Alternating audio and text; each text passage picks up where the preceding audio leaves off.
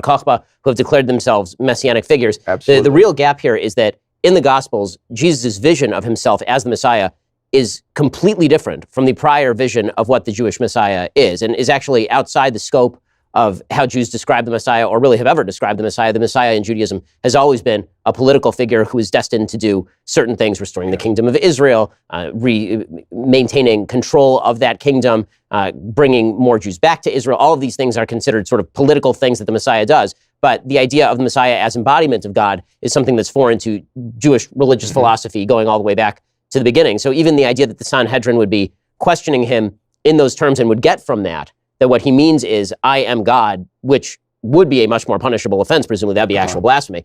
It's an oddity. I think you're absolutely right in saying that Jesus' understanding of the Messiah was radically different from the prevailing cultural understanding of the Messiah among the chief priests and the common people. And he didn't meet their expectations. Indeed, that's what helped to get him crucified. Being the Messiah, you're right, in and of itself isn't a blasphemous claim. But to claim to be the Son of God in a unique sense, and then especially the Son of Man prophesied by Daniel, sitting at the right hand of the power, that is truly blasphemous and is sufficient for his condemnation. Now, the question, I think, that is raised by your interpretation, question, Ben, yes. your interpretation, Ben, is this. Why should we believe Jesus' reinterpretation of the Messiah rather than the one that the chief priests and the people held?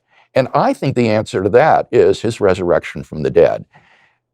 Jesus' resurrection from the dead is Yahweh's public and unequivocal vindication of the man whom the chief priests had rejected as a blasphemer.